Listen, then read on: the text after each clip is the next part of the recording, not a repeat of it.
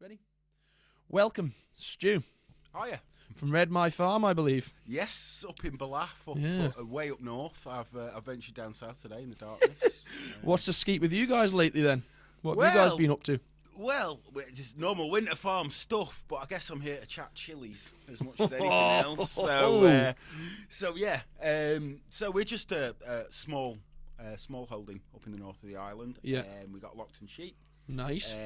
Which we do for meat. We have got hens, which we sell. Yeah. As to other smallholders. We do eggs. We do duck eggs as well. So we've got ducks for meat and eggs as well. We've got geese for meat, predominantly around the Christmas period. Those guys.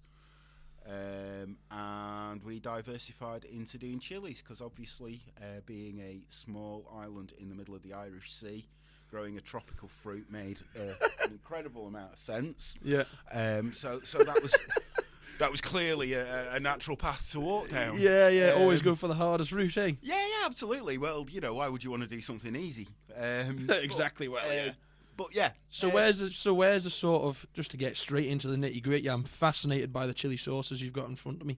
Yeah. But first of all, just talk me through the idea behind the sort of Red Mie farm. Where's that come from? It's in Ballaugh, I believe. Yeah. So I'm a come over. I'm gonna get that out there straight. Yeah. Just pull the mic maybe slightly closer to your No face. worries. Sorry, I'm a come over.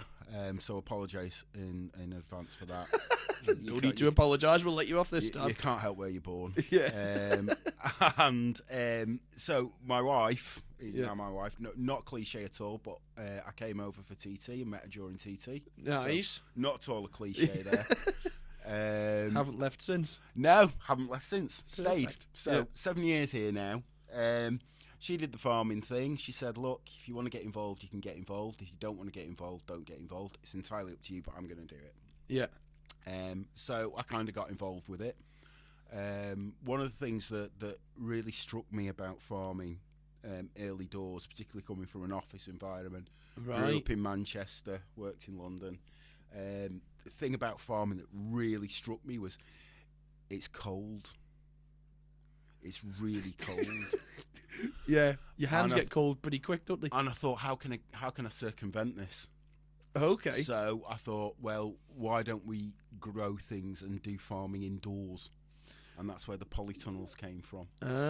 Wise Which is idea. not strictly true. I'm slightly paraphrasing how we got to that point. Yeah. But basically, no. When I came here, I love cooking. Really love cooking. Always love cooking. And there's a goat farm up the road from us in Kirkmichael. Oh yes, I think I know what you mean. And I heard about that, doing goat meat. I thought, oh God, you know what? I love Jamaican food. I'm going to do a goat curry. Okay. So interesting. Make a goat curry. Couldn't get Scotch bonnets anywhere. Scotch bonnets or type of chili? Yeah. Okay. Yeah. So they're one of my favourite types of chili. Yeah. Used to being able to get them fairly easily, I guess. And couldn't get them anywhere. Someone said try Robinson's. So I tried Robinson's and they were like, yeah, how many do you want? And I was like, 4. And they were like, kilos. I was like, well, no, 4. 4. And they went, no, minimum order's 2 kilos. And I thought, right, okay, well, this is interesting. Because where I've been, chilies are a big deal.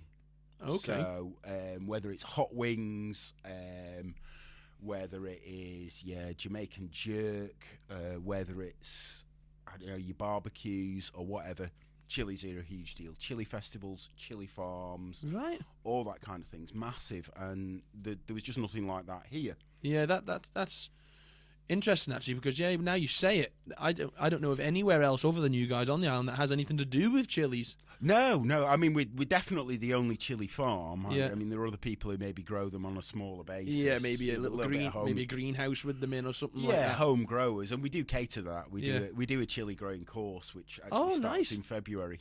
Interesting. But there was nothing sort of major, so we kind of tried it. We tested the water a little bit. So basically, just in a greenhouse on the farm. Yeah. We grew, I think, just 10 varieties the first year. Right. And this was going back 2019, something like that. And they grew pretty well. They went really well. We got good harvest for ourselves, and we thought, oh, well, that's all right. Then COVID hit. And basically, with the structure of Red Mie Farm, that hit us pretty hard because a lot of our income, particularly being a small holding, a lot of that comes from our visitors. So we'd opened up in 2019 for the first time. We'd done the lambing live. We'd started to do school visits, nursery visits, educational visits, and things like that. So did you have to have special sort of health and safety or sort of different types of insurance procedures? All those. So you'd invested a bit more time than just the animals. You'd invested time in the paperwork of sorting all that out. And a little bit in infrastructure as well around it as well. Right, safety hazards, things like that. Children need to have their sort of... hand washing facilities and things like that are available. Well, you don't want to be dragging 30 children into your house to get their hands washed, really, do you? Well, absolutely not. Well, with dirty old boots on. Good God, no. So there's all that kind of stuff that we had to go through. And 2019 was great. We sold out. It was amazing. And then, obviously, 2020, COVID, all the restrictions. And that hit us quite hard. So... And obviously, the Isle of Man, we got away with it pretty lightly, in fairness. Yeah, I think we did too, definitely. But still, it hit us hard. And sort of we had the idea of doing kind of like the 20% by 5 thing, which was basically everything should bring in 20% of the income. Yeah. Thereby, if any one thing goes massively awry, so the chickens, you have bird flu or something like that, you've still got 80%. Yeah, definitely. No one wants to buy Lockton meat. That's fine. You got 80%. Yeah. But having that diversification across the board, so things aren't completely interlinked. Yeah. That makes sense. So the chilies kind of came out of that, but we did it as part of the veg growing thing because we didn't think it's a population of 80,000 people here. Chilies aren't going to be that popular. And let's be real, Manx people aren't that into... Well, I didn't think they were that into chilies anyway. You'd be surprised. Yeah, I didn't think... I mean, chilies aren't really my sort of cup of tea whatsoever, but we trying some today. No, you'd be... And if you think about it, though, you name me a restaurant or a fast food place or a food truck on the island that doesn't have a chilli on the menu somewhere. Yeah, I probably can't. There won't be. Yeah. Everyone has a chilli on the menu somewhere, to some form, to some degree. To cater for those people who like a bit of fire. Yeah, but even if not, there isn't a cuisine in the world that doesn't have chilies in it. Whether it's Spanish with the padrons, whether it's Italians with the arrabbiata, whether it's Middle Eastern with the shawarmas, kebabs and turkey. I mean, they're from everywhere, aren't they? Yeah. That's before you even get into Thai food and Indian food and they're big into their chilies. Mexican and stuff like that. So kind of like tapped a little bit into that. Interesting. And we did the Food and Drink Festival in 2020, and we did it with. We were asked to go. We didn't really have anything to take as such, but we were asked to go. So we went down there and we were like, well, we're going to be promoting veg boxes. So you can't really show anything. You can't really sell anything. Yeah. And we're going to be doing the chili side of things as well. So we thought, well, we'll make a couple of hot sauces. Yeah. And so we did the chili honey. And we did original, as it's now called, sauce. It was called Burnout at the time, but it's called original sauce now. And literally no one was interested in the vegetables at all. No one, but everyone was properly excited about the chilies. Really? So we thought. So what were you getting people to try them there? Yeah. We had samples there. With literally 2 products now. We're up to 14 products. Wow! Now you're growing at a rate of knots. Then. Yeah. So we're 14 different products now. Tremendous. Going up by another 4 products this year. Right. We'll look at efficiencies and things. We might sunset some products. Yeah. You got to be sensible about it. Yeah, and you have to kind of dedicate your time to perfecting certain different ones, or. Well, yeah. I mean, once they're good, we do the test kitchen thing. Yeah. Which we'll talk a bit more about because we've got one that's straight out test kitchen yesterday, so we'll get you trying that soon. So exciting stuff. Once they're there and once they're set and once we're happy with them, they kind of stay as they are. Right. So what sort of things it makes a chili sauce? What when you're tasting a chili sauce or you're getting somebody to taste it, what things are they looking for them to be finished? If that makes sense. How do you know that's a finished piece? That sauce is a finished article. We get people to try them for us. People? Like proper tasters? Yeah. Not people we trust. I would say. So Oh, so okay. people are into those kind of foods and things like that. We'll get them to try them for us. Yeah, And, you know, people who are chefs or cooks or things like that, we'll get them to try them. Got a bit of a bit of a taste for it. Yeah, sort of yeah, thing. yeah. That's interesting. I'm just dead interested in how It's the just a sort of palate, production really. of it, sort of thing. So you have to obviously weigh the same amount up for each sauce. Very accurate it's, sort of thing. It's or... very it's small batch sauce, so that's a little bit of a catch-all. When we say we make small batch hot sauces, that's quite important, because what that basically means is, because it's not homogenized, because it's not made in a factory. Okay. Every batch I make, although it will be the same recipe and the same thing, you're going to get subtle taste differences. And that's just because the chilies will have a different heat and things like that. So because we do that, there's no additives in them, there's no artificial colours, no preservatives. Very no pure, would you like say? Completely pure. Great. That's so important these days, because there's a massive health kick all over the world for young people and the old middle-aged older people. They're big into sort of removing that artificial stuff out of their diet pretty much everywhere. Certainly growing, and if you've got, if you're interested in spice, and perfect. That's it. This is perfect, isn't it? They are, and obviously our chilies, we don't use artificial fertilizers or pesticides. Right, chilies at that's all. Tremendous. So we're very, very keen on that. Yeah, that's tremendous. That's a great pushing point for the sauces too, isn't it? Absolutely. So organic. What you're getting is pure to organic standards. Yeah. The organic thing's a bit of a misnomer. I won't go down that rabbit hole. Yeah. Now, well, once we get down there, we'll never come back out, will we? Yeah. You never see me again if I burrow my way down the organic rabbit hole. But to organic standards. Yeah, I would say really better good. than organic standards, cause and they're all handmade, which is such a sort of our own recipes on island in a kitchen. So we hire a commercial kitchen, to make them. Yeah. Obviously, a commercial kitchen's a bit of a big investment, so we're not in a position to do that. Yet ourselves. So we hire one out away from the farm to do that. But literally, with a lot of the sauces, most of the time, depending on the time of year, obviously, the chilies can be on the plant in the morning and processed and in a sauce by 4 in the afternoon. Oh, ideal. So absolutely ideal, isn't it? You can't get better than that. Yeah. So just on to the next subject, sort of thing, is where did the idea for the logo sort of come from? Fire Island.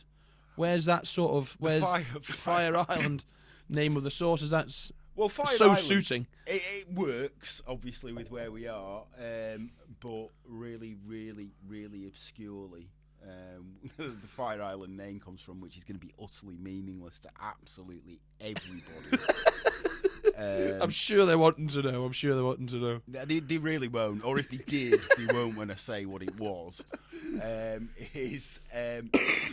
I used to be heavily in dance music when I was a kid. Yeah. Back in the early 90s. Bit of a raver. Like that, bit of personality. The Hacienda in Manchester was where I used to go. Yeah. And there was a dance act, I think it was Terry Farley and Pete Heller, a couple of DJs, and they had a dance act called Fire Island, and they did a track which was really great, a garage house record called There But For The Grace Of God. But they were called Fire Island. Right. And it just stuck in my head, and we came here and we were doing the chili thing. I thought, God, Fire Island, that would work really well. Great ring to it, mate. That's a great idea. So that's it. So if DJ Terry Farley and DJ Pete Heller, who used to occasionally DJ at the Hacienda, happen to hear this podcast, apologies and don't hit me with a ring. I've never heard of you before. You can't prove anything. Yeah.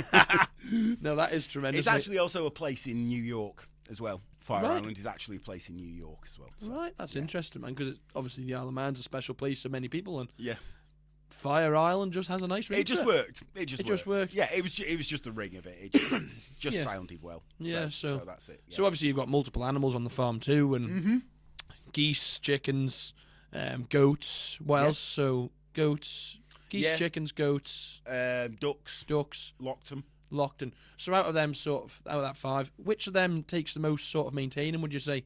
Most sort of looking after, just for people who might be listening to this who are not necessarily farming background, not necessarily interested in animals. They might be interested in actually What takes the most looking after? That's a really tricky question, because out of the animals, I find them all pretty independent and self-sustaining. Surprisingly so. Yeah. You know, the Lockton, they've been here for hundreds and hundreds and hundreds of years. They suit the climate, they suit the topography. Yeah. They suit the island. They're an intrinsic part of the island's culture. You know, they're our only native animal. They should be celebrated more. I agree with you. I agree with you. That's a real source of frustration to me. Another rabbit hole we won't go down. We might do later. We'll see. We'll see how we go. I'm not ruling it out. Yeah. But the great thing about them is, even during lambing time, you know, I think I've had to intervene once in lambing. Oh, seriously? Once. Efficient lambers then? Yeah. Come out by themselves, happy. They're good mothers. They're independent. They're great at lambing. They're hardy. So they're really good. Chickens, you know, looking after a chicken is not dissimilar.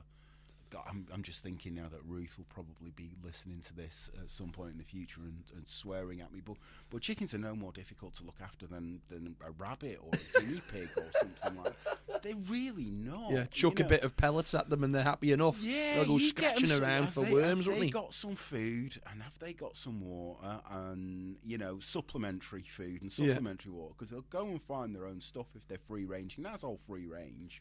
Yeah. You know, same with the ducks. They'll all go out and do their own thing. So, you know, they're all pretty independent. I suppose the most time-consuming probably are the goats in many ways, because they are effectively just big dogs. And they're a pain in the ass. They are. I mean, they got bags of character. Yeah. But they are, yeah.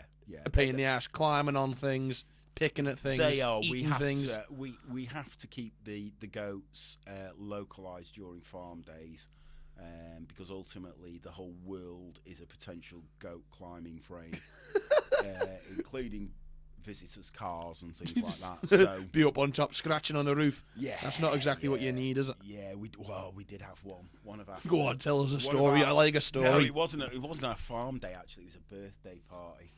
So we do birthday parties on the farm as well. Yeah. One of our Lockton rams got out. He bolted over the fence. It was tupping time, I think. And he was just not. Just after it. He was just after it.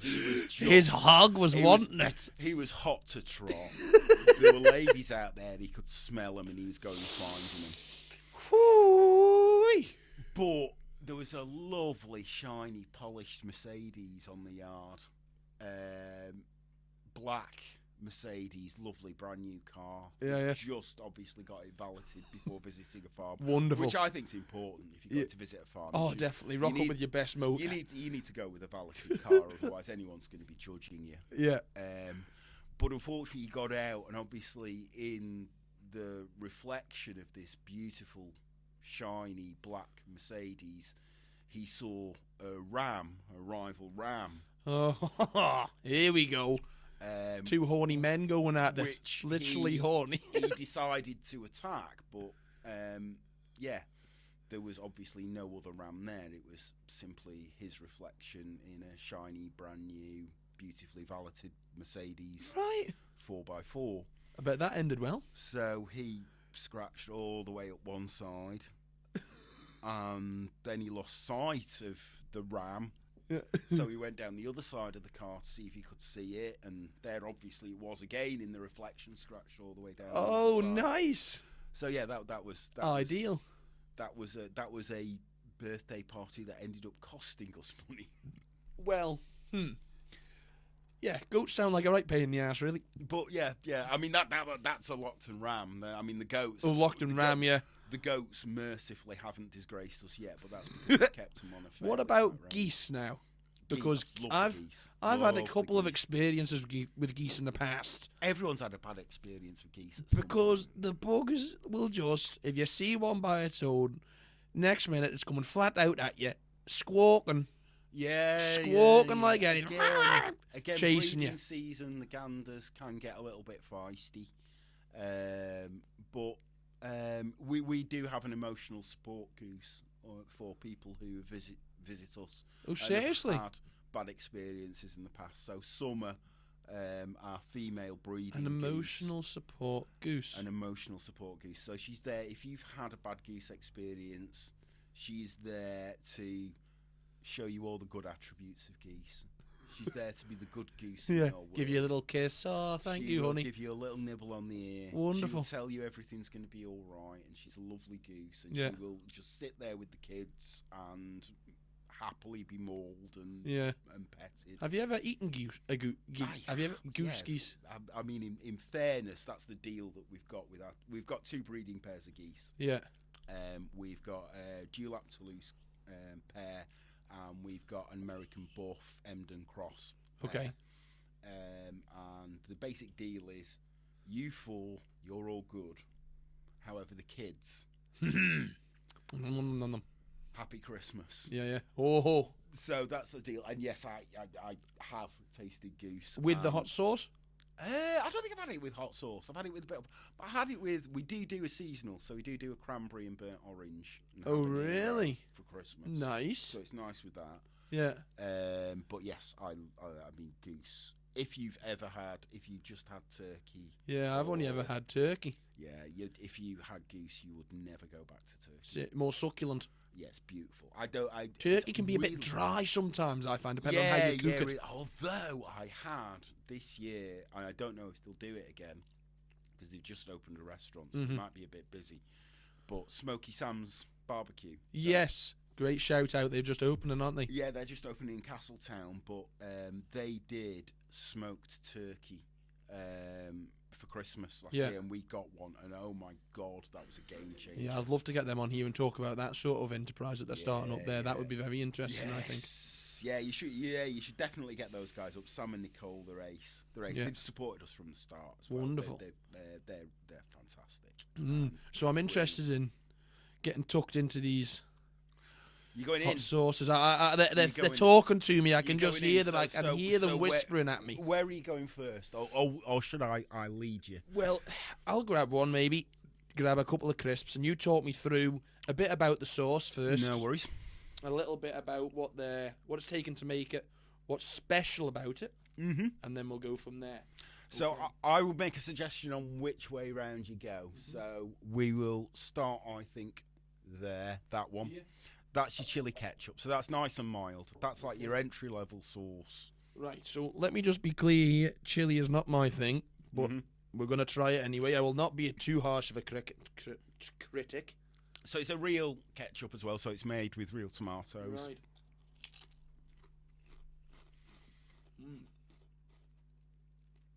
And what's this, mild? This is mild. How are you finding that in terms of spice level? It's very tangy. It's very tangy because it's real tomatoes. That real ketchup sort of tang about it, hasn't it? It's real tomatoes, so it's not sort of just using whatever. Oh, that's good, man. Yeah. Not too spicy. No, that's like our entry drug. Yeah, that's your gateway sauce. That's a nice drug. That's your gateway sauce. I could have that with some chips. That's the one. That's the one.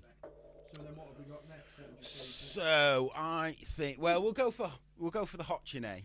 So that's a seasonal one. Yeah. Seasonal, right? Talk me through what's in this. Talk me through. So this is made with pumpkins from the pumpkin field Isle of Man in Sulby. It's made with local apples. Okay. Now I want you to get a nice good scoop on there. I just want to check you've got a reasonable good amount. Scoop. That's a good scoop. Go on. Yeah, we'll accept that. Just get it in there. We're not looking for. Okay. So how are you finding that one spice levels wise? Is that? Woo! I'll tell you, Stu, I'm getting a sweat on me here, boy. So that one is made with 2 peppers called ghost pepper because it's hot today. So we bring it out seasonally around Halloween. It's got a real tang to it. It has it. So it's got the world record or former world record holding pepper in it. The Carolina Reaper is in that, right? As well as the Butcherlockia ghost pepper. So that's in those. I can tell it's so it's only getting worse, Stu, but we'll soldier on through. Well, that's it. Do you want to concentrate on that moment for a while? Yeah, talk me through a little bit more how you would deal with something that's maybe a bit spicy. So milk or citrus. Right. Water's the worst thing you can have. Okay. So why would it be citrus or milk? That just neutralises. So the heat element in chilies, it's called capsaicin. Okay. And it's a protection mechanism for the plant. Basically, like any plant, like any fruit, it wants its seeds distributed far and wide, so the plant spreads far and wide. Okay. It doesn't want mammals to eat it because they're pretty rubbish at spreading seeds. So have you put seeds in this, or is this the actual chili? Some have seeds in as well. Some of the sauces have the seeds in. Some of the sauces just have the chilies, and we take the seeds out, and it depends. How are we doing there? Yeah. That is... Oh, boy. That is really starting to kick into me, Stu. But that's as close as you could get to 100% Manx sauce. So that's got Manx apple cider vinegar in it. Mm-hmm. Or apple vinegar in it, I should say. Yeah. Important distinction. It's got Manx honey in it. Right. It's got Manx apples in it. I can taste the apples for sure. Yeah. It's got Manx pumpkin in it. Yeah. And it's obviously got Manx chilies in it as well. So it's definitely got chili. So yeah, Stu, that is definitely a dead cert. Ace. How are you doing? Do you want a palate cleanser? I've got a pint of milk here. I did. Oh, good work. You see, that's it. So I thought, right, true Manx milk. We are sponsored by Isle of Man Creameries when we do our chili eating competition unofficially. Yeah. Do they suggest? Does everybody suggest to drink milk? Yeah. I mean, unless you're a vegan, and then that's not going to work for you. In which case, you should probably have pure orange. Right, just pure orange. Yeah, that'll work as well. Interesting. So, is the milk meant to make it go away? It will do, yeah. Also makes it so if you do bring it back up afterwards, you will be sort of experiencing chili yogurt, which will be a new thing. Well, hopefully, chili yogurt is not an option. So, right, what are we talking into next? Well, do you know what? So this is Naga Original. Naga Original. So talk me through Naga Original chili sauce. So this was basically... This is hot, man. I'm sweating here. So basically, we did our original sauce, and some people said it's not hot enough. Can you make it hotter? Okay.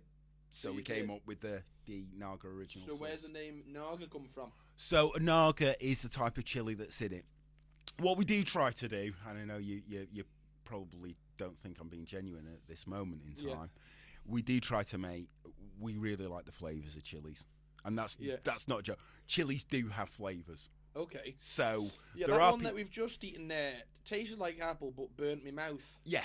So it's hard to taste the flavour maybe for me. But what would for you? Do you taste the flavour in them? Are you a chili lover? So like your Scotch bonnets, your habaneros have got a fruity flavour to them. Mm-hmm. Some of the Mexican ones, your pasillas, your poblanos, they got smoky flavour. If you have a jalapeno, which is the classic, that's more of almost a vegetable-y type flavour. So they do all have different flavours. Some of them have got a tropical fruit flavour. We make a sauce with one called 7-Pot Tobago, and that tastes of pineapple. Right. So what is the meant to be flavour of this? So this that's smoky. Okay. And that is... It smells spicy even. It is made with sweet peppers. Hang on, let me eat it first before you tell me, otherwise you put me off. Right. Right. Okay. Go ahead. And it is made with roasted garlic, roasted peppers, roasted shallots, and a pepper from Bangladesh, which is called the Naga. And that is one of the hottest chili peppers in the world. It's 1.3 million Scovilles, so all chilies are measured on a Scoville scale. You're worrying me. And that's 1.3 million. I don't know. People tend to use jalapenos as the kind of balance of, so you can kind of got a gauge on what 1.3 million See Scovilles that one means. right? That one's got... I can taste the actual flavour of that one a lot more. Yeah. The burn is definitely still there. Mm-hmm. But when it goes in, I can instantly taste the garlic. Yeah. Now, I love garlic. I love garlic. Garlic on a steak or something like that. Do you not think that is just... Garlic I would stick in anything, so... Well, so everything I make has probably got garlic in it, with the exception of the new sauce, actually, which I only really thought retrospectively, I've actually not put garlic in this one, which Okay. is new. So, this is the new exciting sauce. This is new sauce, so yeah. Please go into depth and talk me through this sauce. So this is the first of 3 that are coming out this year. And it's a collaboration with Oakles for their 175th birthday. Okay.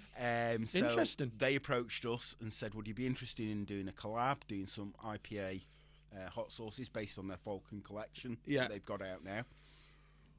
So they do some great IPAs and some great little beers. This one's based on the Banyan. Okay. Which is one of their beers, their India Pale Ale. And it's... Sorry, I'm going to just have a bit of milk here. Carry on. Go for it. So this is a sort of Asian-inspired sauce to go with the beer. We've got 2 more coming out. I won't say what... I know what they're going to be, but I won't say yet. Yeah. Keep it under the wraps, eh? That's it. So one will be coming out for summer, so it might have a little bit of a barbecue-y, burgery, hot doggy kind of vibe about it. Interesting.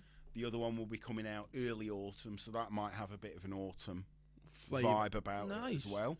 So what's the name of this one, sorry? So this one's called Banyan. Banyan's just Banyan sauce. Banyan, yeah. And it is rhubarb, ginger and soy. Right. Shall I tuck in? Tuck in. And I will relieve you now. So basically this one is fresh out of the test kitchen.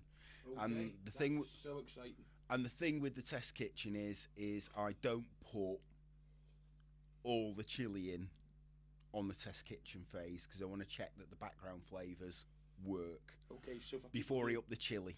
So why would you test that first? It's important that the background flavours work as well. If I know that the chili and the flavours work, that's good. Yeah. If the background flavours all work and all sing together, then you can start to up the heat element to a point where you're happy. Okay. So that is not very heavily spiced at the moment. It will get there. Well, it might be for me.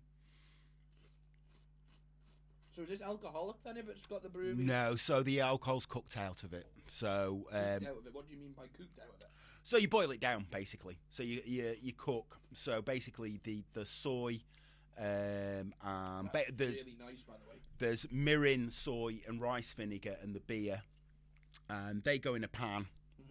And they're really fast boiled down, so they go down to half the volume that you put in there effectively. Right. So it turns from being a liquid into quite a thick sort of syrup. Okay. So that cooks out the alcohol in the beer.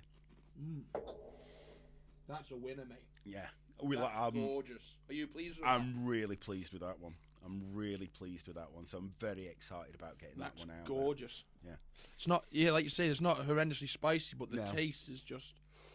Yeah, lovely. Good one on. I think that'd be good on chips and a burger. Yeah, exactly. So almost tastes a little bit like peppercorn sauce. Right. I was interested to hear what you say because I was trying to think what it tasted, what it kind of reminded me of. Yeah, reminds me of peppercorns, like a cold peppercorn sauce. And I thought it reminded me a little bit of a kind of bit more Asian-y, umami-y.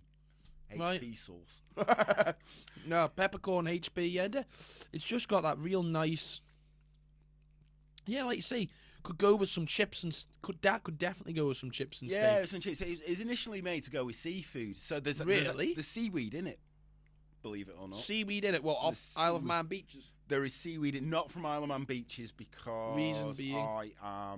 You're into all kinds of elements of how would I process seaweed to make it food safe. I don't know. A little bit above your pay grade. I don't know how you would begin to process seaweed to make it food safe off our beaches. Does anybody want to be eating seaweed off Peel Front? I don't know about that because I've seen the seagulls gathering out the end of the bit. Don't want to be picking some of the bits out of the peel seaweed. No, before you dry no, definitely not. I think that might. Oh, something stuck in your teeth there.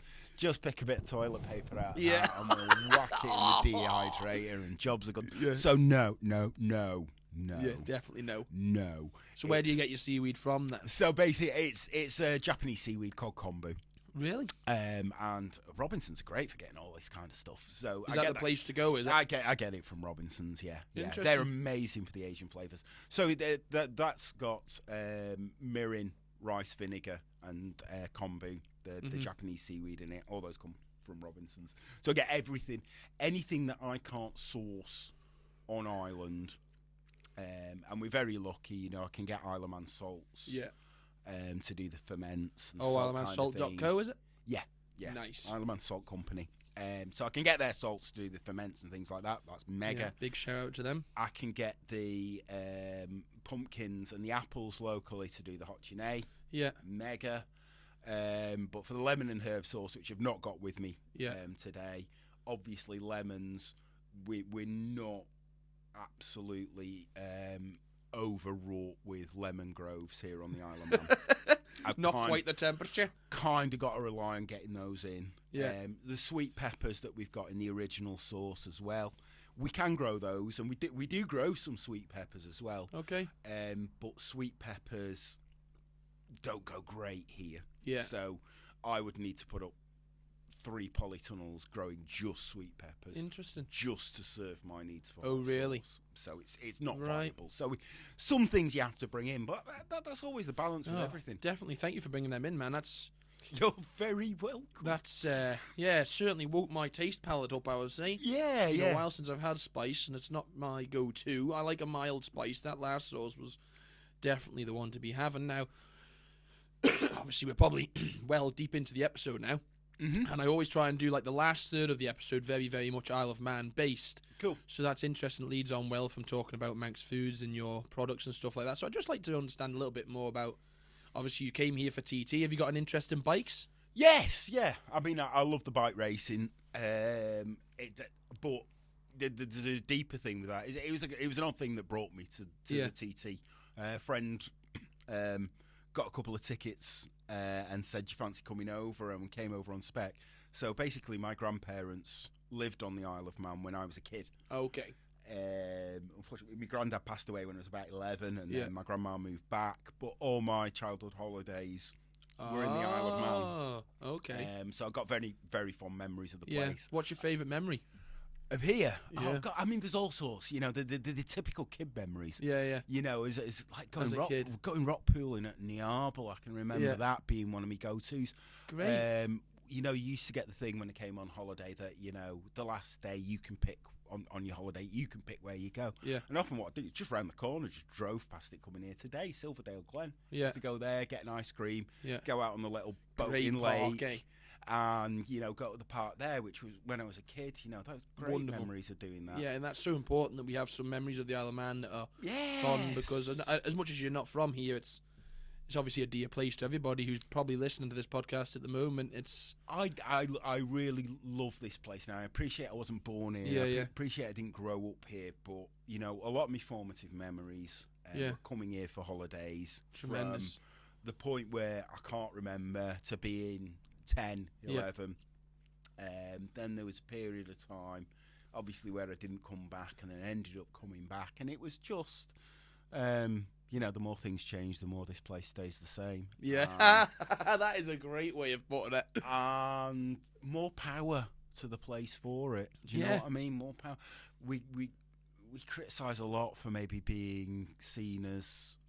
Some people might pick on me saying we here. But, be real. But I think we beat ourselves up. As someone who grew up in Manchester and then lived in down south of UK for a bit, I just don't see any negatives about this place. Yeah, we're small. Yeah. We might not be dripping with high-end restaurants or high-end bars. You might have limited things that you can do in terms of evening entertainment or whatever. Yeah. But oh my God, you're never more than 15 minutes from a beach. Exactly, and in a nice summer's day. Or a beautiful view. Yeah. And I don't even know. I hope your listening demographic isn't involved. No. Potentially high numbers of burglars. But I don't even know where my house keys are. Yeah. I don't even know where they Neither are. do I. I don't think I've ever locked my house I probably shouldn't say that on here, actually. Yeah, no, this is it. This is what I'm just thinking. And we used to live up in Cronky. We're down in Kirkmichael now. We used to live up in Cronky Body, and I used to leave my keys in the car because why wouldn't you? You might just you'll just lose them. Yeah, that's my thought. So my keys were just. In fact, my keys are in the car now. No one's going to steal it in Ballabeg. No, Don't be worried about that. It. No, I'm reasonably confident it'll still be there. Yeah. I mean, I'm not being funny. But that's what makes it's a 12-year-old special, Skoda. It's a 12-year-old Skoda. Yeah. So if you're stealing a 12-year-old Skoda from a farm in Ballabeg, then you've got big problems, and you're welcome to it. Good luck. Do you a favour. Good luck. No, but that's what makes the place so special, isn't it? You know, that safety aspect. People come here because it's sense of community. It's like this island got to like 1962 and thought, you know what, we like it here. We're going to stay put. Yeah. And you know what, more power for it. Yeah. I think recently there seems to be a surge in businesses like this. I think people are starting to realise how special it is to be Manx. And there are some fantastic places on the island. I think that gets lost. The frustrating thing, you see a lot, and there's certainly been a lot in the press recently. Yeah. No, this is what I want to get into. About businesses going under and about businesses leaving. Exactly. So even in the last few days, we've heard of businesses closing. We've heard of Hawkins Barbecue going over and changing their business. I think they're going over to the UK or something, reading between the lines of the press release there after, building the business here. Mm-hmm. And that's great for them. That's their next move. That's what they're going to do. I don't think we should see that as a negative. If we are a proving ground for great talent, that's great. But for every Hawkins that feels to take the next step, they need to go overseas, and more power to them for it. You've got Smoky Sam's, who are now opening a restaurant. So one's out, one's in, sort of thing. Yeah, exactly that. And just look at Victory Cafe. Yeah, look what they've done. Yeah, that was Betty's Pies and Manx Cider Company. Yeah, and now they've created out of nothing, out of this rotor radar station, the most beautiful space that would, and I'm not joking, that space, that food, that environment would stand up anywhere in London, anywhere in Manchester, anywhere in Bristol, anywhere in Birmingham, anywhere in Edinburgh. It would stand up there. Yeah. You've got Black Dog Oven in Peel. Yeah, another local company, eh? And again, started out as a food truck, as a mobile food business. They've now gone static. They've turned what was, I think, a waterworks yard. Only in the Alabama.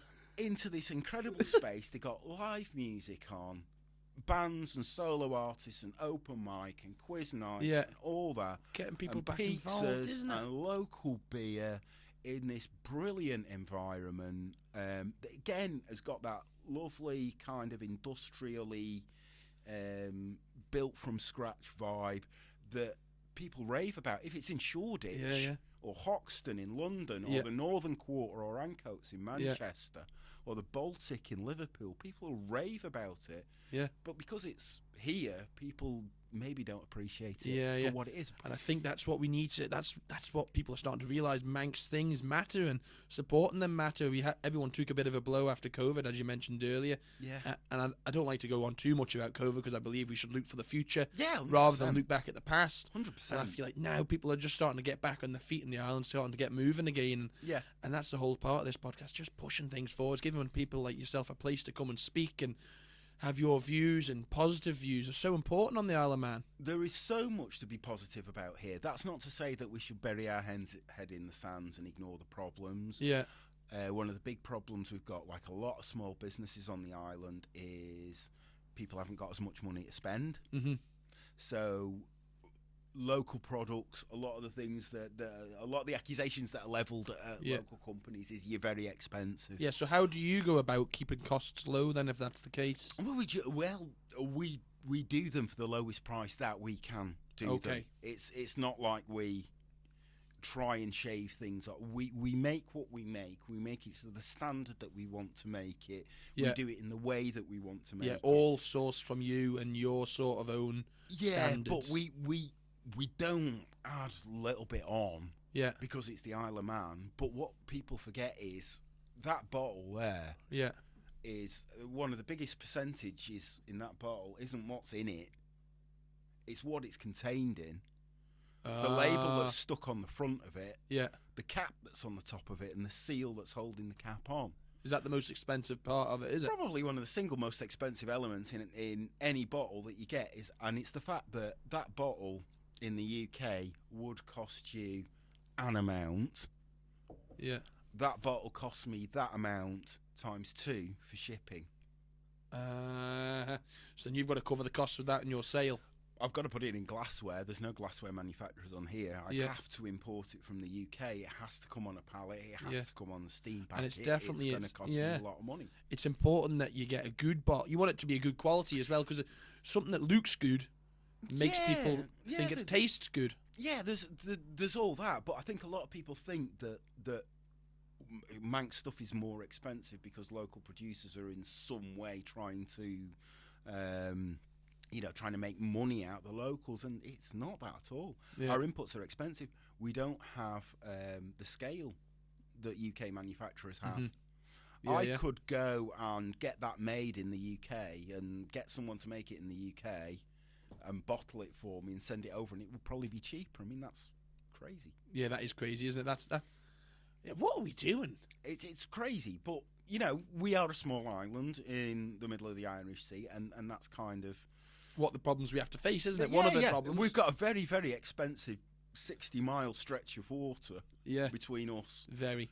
I definitely the other agree islands, with you there. So, there's not a lot we can do about that. Yeah. But so talking about that, people coming from, expensive enough. When you came for the TT, it wouldn't have been cheap, but look where it's got you now.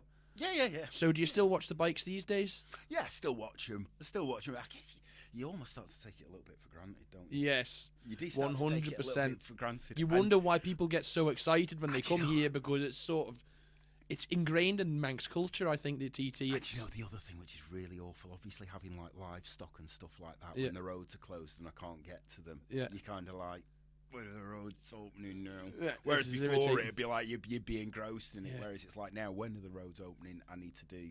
That's the difference, isn't it? Whatever, or water. Yeah, it's like when you go on holiday somewhere and you're thinking, God, this is a lovely place, but the locals there probably think, what are all these people doing here? Yeah, exactly the same for the TT. But now I prefer the southern. No, I actually like prefer the southern because it's a bit more. It's got that kind of nice vibe. Yeah, a bit more racing sort of thing, aren't they? They're going off at the same time. You sat on the hedge there, and you go and wander around the paddock, and it's a bit different. Yeah, TT's very, very good, very, very incredibly fast. But that southern one, did you have that sort of head-to-head racing, don't you? Yeah. And I think with these podcasts, we try and always talk positively about the Isle of Man. Definitely 100%. It's something that we always try and make sure that we focus on. And at the end of every episode, I always ask the same sort of question. Mm-hmm. And the reason for that is, just so you know, excuse me, it's just putting ideas into a big pool. Mm-hmm. And with ideas in a big pool, you never know what comes out the other side. So the question is, take a second to think about it, is if you could change or improve something about the Isle of Man, what would it be?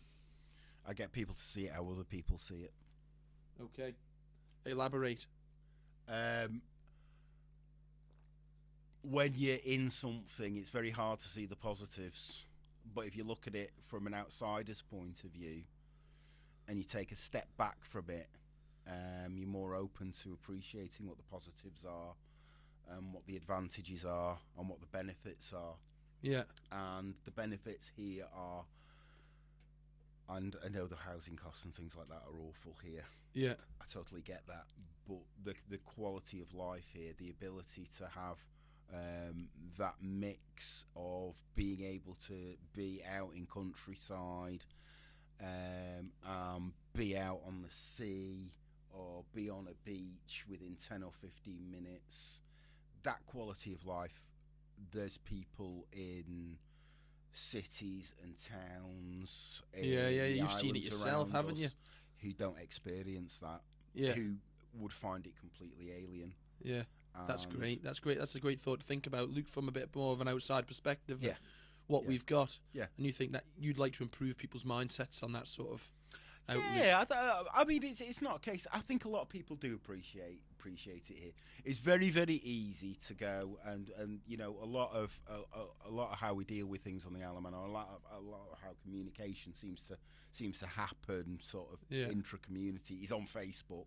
Yeah. And if you're on the internet, you're always going to get a certain bent of things. You're gonna get things slanted or tick skewed for tack, isn't it? in a certain way. I think generally people do know how lucky we are to live in a place like this. Yeah, that's great. And the advantages do massively outweigh the limitations. Definitely. What a great way to finish the podcast. That is absolutely perfect answer. Thank you very much. You're very welcome. Stu Thank you. from Red Mie Farm. Would you like to shout out any social media pages, anywhere people can contact you? Phone numbers, probably not email, but phone numbers, Facebook pages, anything exciting coming up? Just put it out there for people to hear. We've got the new local sources coming up this year. We've got our chili growers course, which is starting in February. Our full season for harvesting starts in July. We do pick your own chillies. Everything that we do, everything that's happening, we always put on socials. So Red Mie IOM, Fire Island IOM on Facebook, on Instagram. Check us out on there. Give us a follow on there. Anything you want to know about what we do, just drop us a message. Perfect. I might even answer you. Perfect. Thank you very much, Stu. It's been a pleasure. You're very welcome. Thank you very much. Have a good evening. And you. Cheers now.